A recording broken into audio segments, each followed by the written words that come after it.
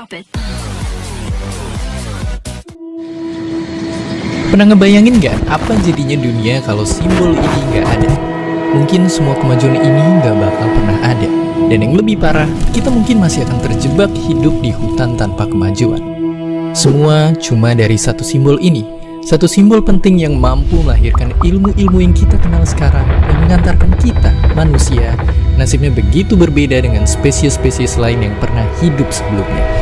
Di saat kita semua sibuk dengan ilmu-ilmu yang ada sekarang, hanya sedikit dari kita yang belajar dan menguasai simbol penting ini. Oleh karena itu, siap-siap. Kita akan berangkat dalam petualangan ke tempat dari mana ilmu pengetahuan berasal. Sebuah ilmu yang menjadi induk dari semua pelajaran yang ada di sekolah kita sekarang. Ini dia, filsafat. Filsafat itu singkatnya adalah ilmu tentang cara berpikir. Bayangin, cara berpikir itu adalah semacam roda gear yang bergerak di kepala kita yang mempengaruhi bagaimana kita menjalani hidup. Coba kita langsung pakai contoh. Coba kalian baca ini.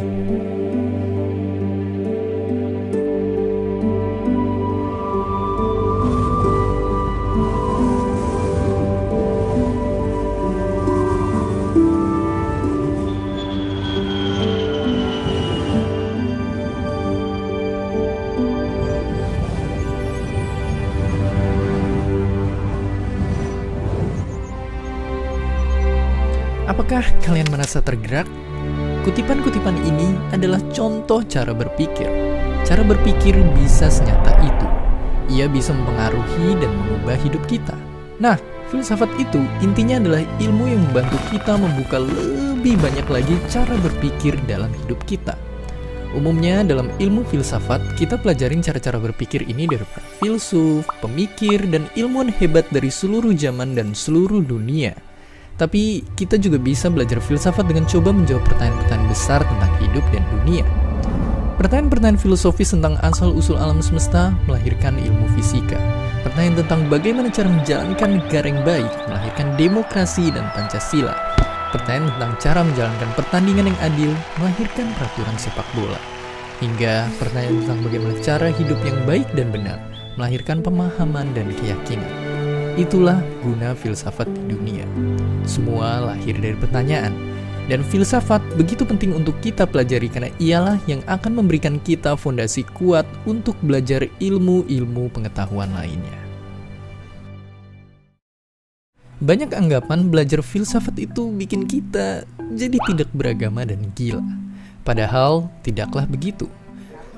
Ada alasan kenapa gelar tertinggi dalam pendidikan dinamakan PhD. Karena untuk mengingatkan pada dunia, sepintar-pintarnya seseorang di suatu bidang untuk kesana, ia pasti juga mempelajari filsafat sebagai fondasi ilmunya. Oleh karena itu, sekalipun filsafat jarang diajarkan di sekolah, bawalah semangat untuk terus berani bertanya. Beberapa orang mungkin akan jengkel dan bahkan memusuhi kalian. Tapi begitulah nasib para filsuf yang berani bertanya. Pada akhirnya, mereka pun menang dan orang kagum akan rasa ingin tahu mereka. Makanya, jika kalian adalah orang-orang yang suka berani bertanya akan hal-hal besar dan mendalam, jangan takut untuk mulai mempelajari filsafat. Kalian pun harus belajar mengubah cara berpikir kalian tentang memilih jurusan dan profesi. Karena nyatanya, mempelajari suatu bidang atau jurusan itu jangan pernah terpaku pada bisa jadi apa atau profesi. Kenapa begitu? Karena pendidikan itu harusnya membangun diri kalian untuk siap menghadapi masa depan, bukan hari ini. Satu hal yang pasti, profesi dan pekerjaan itu sepanjang zaman akan terus berubah. Saat sekolah, mungkin bermimpi jadi pilot itu sangat keren. Tapi kalian akan lulus dan hidup di masa depan di mana mungkin profesi pilot sudah tidak ada lagi. Dan banyak profesi hari ini yang beberapa tahun lalu bahkan belum ada sama sekali. Makanya kebanyakan orang tua dan teman akan menyarankan kalian untuk memilih bidang ilmu yang profesinya jelas. Tapi ingat, itu untuk hari ini, bukan masa depan. Makanya solusinya adalah ingat bahwa pendidikan dan semua pelajaran ini adalah semacam senjata yang kalian akan gunakan untuk bertahan di masa depan. Apapun profesi yang akan lahir dan dibutuhkan di masa depan, dengan modal senjata kalian harus mampu beradaptasi. Dan itulah yang terjadi kepada orang-orang hebat lulusan filsafat ini. Karena fakta pahitnya, dunia hari ini mungkin tak lagi membutuhkan banyak profesi filsuf seperti Socrates.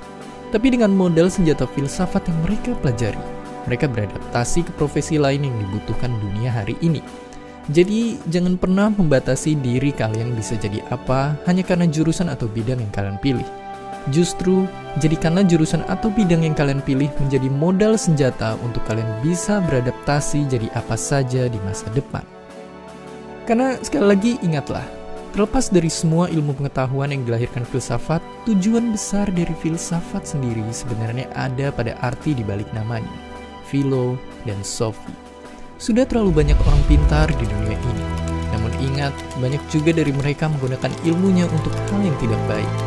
Dengan pegangan filsafat, yang kalian tuju adalah bisa membuka diri dengan lebih banyak cara berpikir, dan ujungnya tak hanya jadi orang yang pintar, tapi juga membuat kita bisa menjalani hidup lebih baik dan lebih bijak. Itulah dia filsafat, sang induk dari ilmu pengetahuan. Rasa ingin tahu manusia akan pertanyaan-pertanyaan besar hidup dan dunia. Yang dari pertanyaan kemudian melahirkan logika yang menjadi matematika, sebuah alat untuk mengukur semua hal di alam semesta. Yang itu kemudian menginspirasi lahirnya metode saintifik, mencari tahu kebenaran lewat bukti tentang asal-usul alam semesta hingga bagaimana ia bekerja. Tapi tak berhenti di semesta saja. Sains juga kemudian digunakan kita untuk mencoba mengerti kompleksnya makhluk hidup, termasuk kita, manusia. Bagaimana tubuh dan otak seorang manusia bisa bekerja, termasuk juga berkembang hingga bagaimana jutaan manusia yang punya otaknya masing-masing berinteraksi satu sama lain membentuk masyarakat. Lalu, di tahap hingga sejauh ini, sains menembus wilayah baru. Tak seperti ilmu fisika yang bisa memprediksi sebuah bola akan jatuh di mana, sangat sulit untuk memprediksi manusia dan masyarakatnya.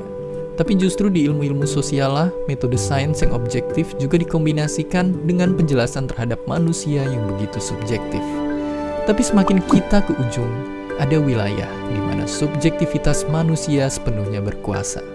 Di sini, keindahan perasaan dan makna mengisi hidup kita, menciptakan sesuatu yang menembus batas imajinasi, yang dimana seringkali inspirasinya berasal dari mencoba menjawab pertanyaan-pertanyaan besar dalam kehidupan dan dunia, yang sangat mirip dengan wilayah di mana kita mulai mengembalikan kita ke awal, yaitu filsafat dan pertanyaannya.